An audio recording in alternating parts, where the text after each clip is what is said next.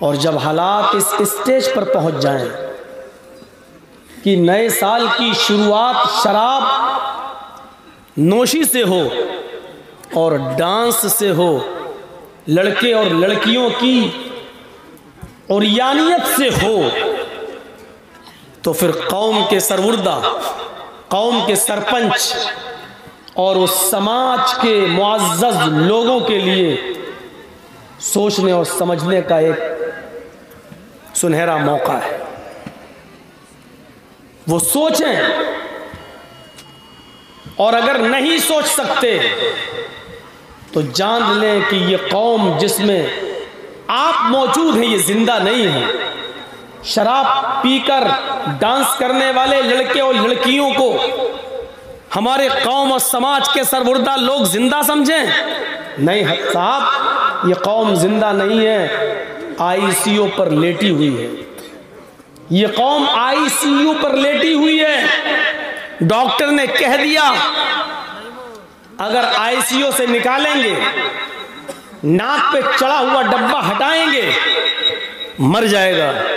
ये कौम बिल्कुल मौत के दहाने पर है, रूह नहीं रह गई है, ऑक्सीजन से जिंदा है। और शराब की लत इतनी बुरी है कि ये जल्दी छूटती नहीं है। शायद आपको मालूम है, अरब के अंदर मुहम्मदुर रसूलुल्लाह सल्लल्लाहु अलैहि वसल्लम की आमद से पहले, आपके नबी बनने से पहले शराब का इतना दौर था, उरूज था कि अरबों के यहाँ जब कोई बच्चा पैदा होता था तो हमारे यहाँ माँ उस बच्चे के मुंह पर सबसे पहले शहद लगाती है, या उस बच्चे के हलक में सबसे पहले माँ की पिस्तान का दूध जाता है। लेकिन अरब के अंदर जब किसी के घर कोई बच्चा पैदा होता था तो उस बच्चे की ज़बान पर सबसे पहले शराब के कतरे रखे जाते थे।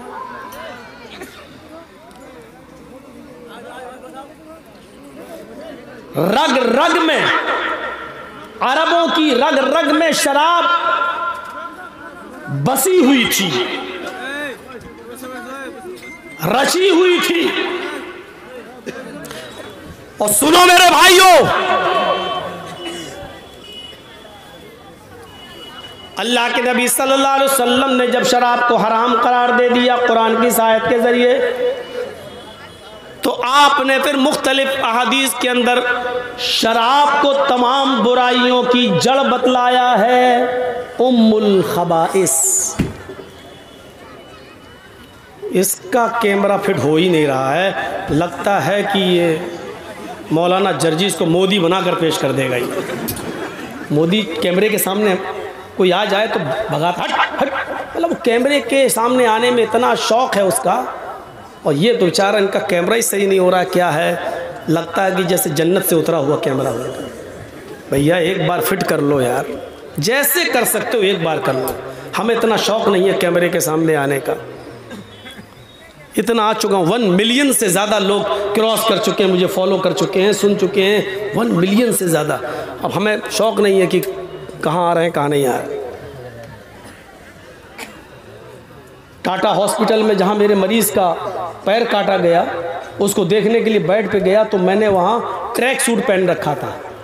तो बम्बई में थोड़ा सा भेस बदल के जाना बेहतर है, क्योंकि वो बाल ठाकुरे वाला मामला हो चुका था ना मेरे साथ, तो थोड़ा सा मैं शेरवानी पहन के नहीं गया। बगल ही में मेरे भाई के बगल में बेड पर कोई आदमी बेचारा, उसका हाथ काटा गया था, और वो बंगाल का था, वो बंगाल का था। अब वो मुझे बार बार देख रहा है लेकिन कुछ बोल नहीं पा रहा है।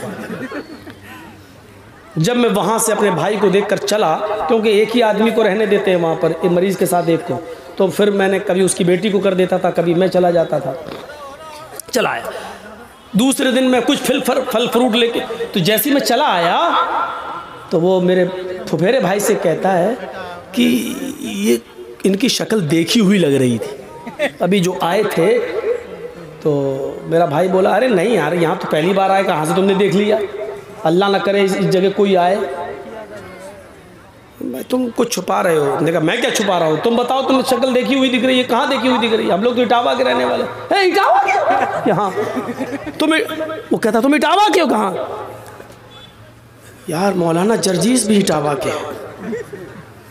तो फिर मेरा भाई बोलता है कि हाँ तो ये वही तो थे मौलाना जर्जीस। तो कहा तो फिर क्यों बोल रहे हो आप? मैं कह रहा हूँ कि इनकी शक्ल देखी हुई लग रही। अरे भाई तुमने थोड़ा मुसाफा करवा दिया होता मेरा। तो उन्होंने कहा इसमें कौन सी बुरी बात है, कल फिर आएंगे। दूसरे दिन फल फ्रूट लेके फिर मैं पहुंचा वहाँ, तो वो बेचारा हाथ कटा हुआ था उसका, उठा, कहता मौलाना साहब अस्सलाम वालेकुम। दायां हाथ कट गया उसका, बायां, तो बायां हाथ ही कह रहा बस अस्सलाम वालेकुम। मैंने कहा वालेकुम अस्सलाम। मैंने कहा जी कहिए खैरियत, हमको पहचाना? हमने कहा भाई मैं कैसे पहचान लूँ, मालदा का है हम, मालदा का। हम बोले अच्छा मालदा तो हम गए हैं, हमारा गांव आया था, तू जलसा करने आया था। मैंने कहा यार ये तो सबके सामने तू करके बोल रहा है, तो मामला गड़बड़ लग रहा है। अब वहाँ तो सभी लोग ऐसे बैठे हुए हैं, अब सब तो बंगाल के नहीं है कि तू तलाक बर्दाश्त कर ले, वहाँ सब आप कह के बोलने वाले लोग भी थे। तू आया था हमारे बंगाल। अब मेरा भाई उसे कहता है सही से बोलो, तू करके बोल रहा है। अरे कोई आदमी नज़र उठा के जल्दी नहीं देखता, तुम तू करके बोलो। और हमारी यहाँ की भाषा ही ऐसी है। अरे भाई मौलाना बुरा मत मानेगा, बुरा नहीं मानेगा, फिर भी मानेगा बोल रहा। हमने कहा जाने दो। हमने कहा अच्छा भाई कोई बात नहीं, हम यही सुनते हैं, बताओ क्या प्रॉब्लम थी। तो उसने अपनी दास्तान सुनाई।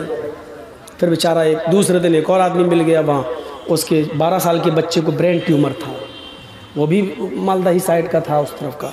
अल्लाह ताला उस जगह किसी को ना पहुँचाए, बड़ी बुरी जगह है। अल्लाह ताला सब जितने भी बीमार हो, मेरे भाई को भी और जितने बीमार हो, अल्लाह ताला उन सबको शिफाए कामला और आजिला अता फरमाए और उस जगह से नजात अता फरमाए।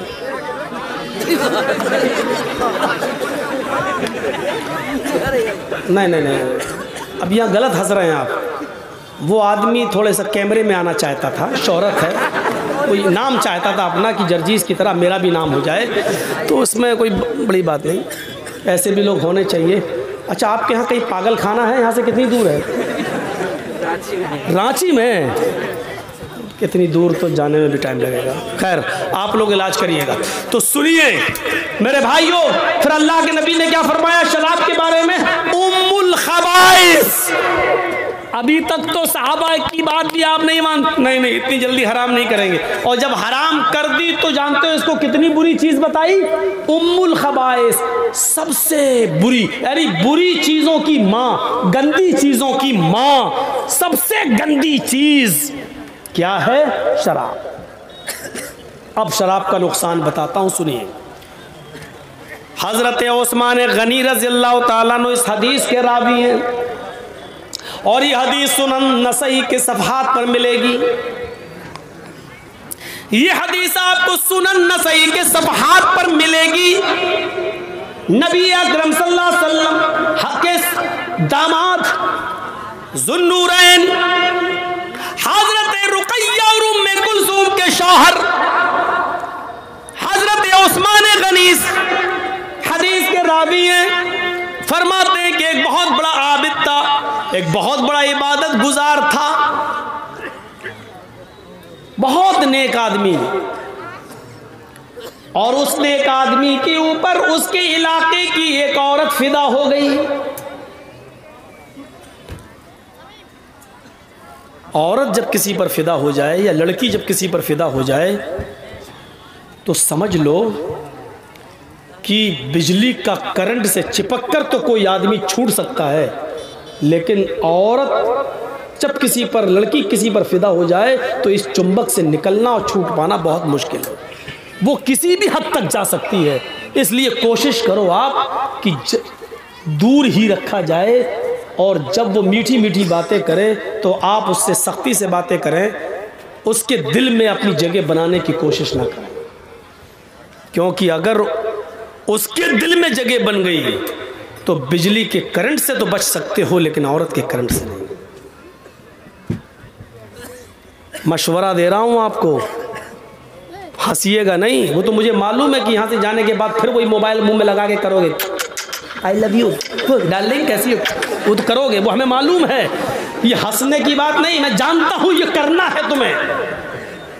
जमाना आज हमारा मुआशरा आज इस बुराई में मुलव्वस हो चुका है और हम समझ रहे हैं कि हम लड़की को चूम रहे हैं। अबे उल्लू के पट्टे, लड़की को नहीं, तू 50 ग्राम के डब्बे को चूम रहा है, प्लास्टिक को चूम रहा है, तू लड़की को नहीं चूम रहा है। ये तेरे दिमाग में शैतान ने जो खोपड़ी में भर दिया लड़की, अब वो भी कर रही है, वो भी कर रही है उधर से, लेकिन वो भी पागल है। और प्यार नाम है, जुनून नाम है, इसी का नाम तो जुनून है, पागलपन है। डब्बे को चूमने वाला भी समझ रहा है मैं लड़की को चूम रहा हूँ, वो तो तुम्हें करना है। ये उस्मान गनी बहुत बड़ा आबिद, नेक, परहेजगार, बुजुर्ग। बुजुर्ग का मतलब ये नहीं बुढ़ा, बुजुर्ग का मतलब इल्म में, अमल में बुजुर्ग, नेक आदमी। और उसके इलाके की एक औरत इसके ऊपर फिदा हो गई। उस औरत ने अपनी लौंडी के जरिए उस आदमी को बुलवाया, इबादत गुजार को बुलवाया और कहा कि तुम्हें मेरी मालिकन, हमारी जो मालिका है वो तुम्हें बुला रही है, एक मामले में तुम्हारी गवाही चाहिए। जिस मामले की मैं गवाही चाहती हूँ, वो चाहती है उसमें तुम गवाह थे, तुम वहां मौजूद थे, कोई मामला रहा होगा उसकी गवाही चाहिए। ये बेचारा नेक आदमी था, इसने सोचा अगर मेरी गवाही से अगर किसी की जान बच जाए या मेरी गवाही से कोई मामला हल हो जाए तो इसमें बुराई क्या है, जबकि मैं वहां अगर गवाह रहा हूँगा तो सच्ची गवाही दूंगा। ये सोच कर ये चल दिया, ये सोचकर चल दिया। जैसी उस औरत का घर आया, लौंडी ने दरवाजा खोला, ये दरवाजे में घुस गया। इस लौंडी ने कहा मैं बाहर जा रही हूं। इसके बाद एक दरवाजा और आएगा, उस दरवाजे को भी खोल देना, अंदर से वो दरवाजा खुला है। फिर उसके बाद एक और दरवाजा आएगा, उस दरवाजे को भी खोल देना। 3 दरवाजों को खोलने के बाद चौथे दरवाजे को खोलोगे तो उस कमरे में हमारी मालिकन तुम्हें मिलेगी।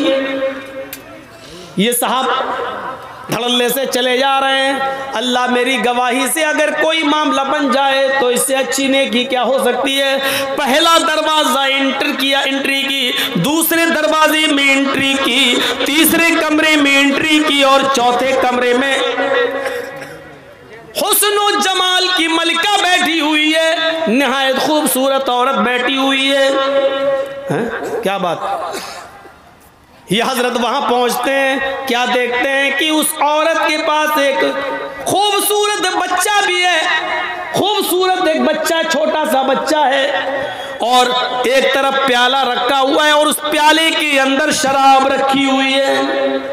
नौजवानों सुनो सुनो, इस खूबसूरत औरत ने इस नेक इबादत गुजार आदमी से कहा मैंने तुम्हें किसी गवाही के लिए नहीं बुलाया है, मैंने तुम्हें सिर्फ इसलिए बुलाया है कि तुम मेरे साथ इस कमरे के अंदर चलो और मेरे साथ जिना करो, मेरे साथ वो काम करो जो एक मर्द अपनी बीवी के साथ करता है। तुम्हें मेरे जिस्म से खेलना है, आओ मैं तुम्हें लिफ्ट देती हूँ, मैं तुम्हें उस कमरे में ले चलती हूँ। इस बुजुर्ग ने कहा अल्लाह से डरो, ये तुम क्या हरकत लेकर बैठ गई हो, क्या कारनामा अंजाम देने जा रही हो। उस औरत ने कहा आए बुजुर्ग, आए मोहतरम, आए इबादत गुजार, तुम यहां से जा नहीं सकते हो, अब तुम्हारे निकलने का कोई रास्ता नहीं है। मैं चीखूंगी, चिल्लाऊंगी, तुम्हारी इबादत का भंडा फूट जाएगा, लोग ये समझेंगे कि दुनिया वालों की नजर में बड़ा इबादत गुजार बनता था। और हाल यह है कि अकेले 3 कमरे क्रॉस करके चौथे कमरे तक भी पहुंच गया है। तुम्हारी इज्जत दांव पे लगी हुई है। इंसान की एक बार इज्जत चली जाए तो वो मरना पसंद कर लेता है, जलील होकर रहना पसंद नहीं करता। सुनो, या तो मेरे साथ जिना करो और अगर जिना नहीं कर सकते हो तो दूसरा काम यह कि ये छोटा बच्चा है, ये चाकू मैं तुम्हें देती हूं, इस छुरी से इस बच्चे को कत्ल कर दो। इस बच्चे ने मेरा क्या बिगाड़ा? कहा ये भी नहीं कर सकते तो फिर ये शराब का प्याला रखा हुआ है, ये शराब का प्याला तुम्हें पीना पड़ेगा, ये शराब का जाम तुम्हें पीना पड़ेगा। नौजवानों अब सुनो, आए शराब के रसिया और दिलदादा लोगों, अब सुनो, शराब को अपने होठों पर लगाने वाले जवानों, अब सुनो। उस आदमी ने सोचा, अय अल्लाह, बचने का कोई रास्ता नहीं है, जिना बड़ा गुनाह है, ये करने के लिए मेरा दिल लामादा नहीं है। जिना से बड़ा गुनाह कत्ल है, कत्ल भी मैं इस बच्चे का कर नहीं सकता। अय अल्लाह, शराब भी हराम है, लेकिन मजबूरी है मेरी, इसलिए कत्ल से और जिना से बचने के लिए मैं शराब पी लेता हूं, क्योंकि बचने का कोई रास्ता नहीं है। और इस औरत ने 3 कामों में से एक काम करने को कहा है, या तो जिना करो मेरे साथ, या इस बच्चे को कत्ल करो, या शराब पियो। अय अल्लाह, मेरी नजर में सबसे हल्की चीज ये है, कत्ल से भी हल्की और जिना से भी हल्की चीज ये है कि मैं शराब पी लूं। पहले भी तो जब शराब हराम नहीं हुई थी तो लोग पी लेते थे, चलो आज मैं शराब ही पी लेता हूं। उसने, अल्लाह तू जानता है ये मैं मजबूरी में पी रहा हूं, उसने ये कहा और शराब का प्याला उठाया और उसने नोश कर लिया। जैसी उसने शराब पी, उस शराब के अंदर एक और नशे की अशिया मिली हुई थी, उसने शराब पी, शराब पीते ही गुनूदगी तारी हो गई, जुनून उसके ऊपर तारी हो गया। उस शराब के नशे ने इसकी अकल जायल कर दी। उस औरत ने इसको छुरी दी और कहा, अब तुम्हें चिंता किस चीज की है, इस बच्चे को भी कत्ल कर दो। अकल काम नहीं कर रही है, शराब पी चुका है, शराबी आदमी तो अपनी माँ अपनी बहन के सामने गंदी गंदी गालियां देता है। जब शराब पीकर घर में घुसता है तो बीवी को बीवी नहीं, माँ को माँ नहीं, बहन को बहन नहीं, बेटी को बेटी नहीं समझता। अभी इस बच्चे को बच्चा नहीं समझता है, छुरी उठाता है और उसने उस छुरी से उस बच्चे को भी काट दिया, उस बच्चे की गर्दन भी अलग कर दी, उसका भी कत्ल कर दिया। शराब के नशे में चूर था, उस औरत ने परफ्यूम लगा रखी थी, इस औरत ने फौरन इस आदमी को अपनी तरफ खींचा और अपने कपड़े उतार कर शराबी के भी कपड़े उतार दिए और शराब के नशे में इस आदमी ने उस औरत के साथ जिना भी कर लिया। मेरे प्यारे साथियों, इसके बाद क्या हुआ वो मेरी मौजू का हिस्सा नहीं है, बस ये बताना मेरा जरूरी था कि उसने शराब को हल्के में ले लिया और शराब पी ली, लेकिन अभी तक वो एक गुनाह नहीं करना चाहता था, लेकिन शराब के नशे में जब आया तो वो जिना भी कर लिया, शराब के नशे में जब आया तो उसने कत्ल भी कर दिया, शराब का और शराब भी पी ली, यानी एक गुनाह उससे करवाया जा रहा था लेकिन वो नहीं किया। लेकिन जब शराब पी लिया तो वो तीनों की तीनों गुनाह कर बैठा। मेरे भाइयों,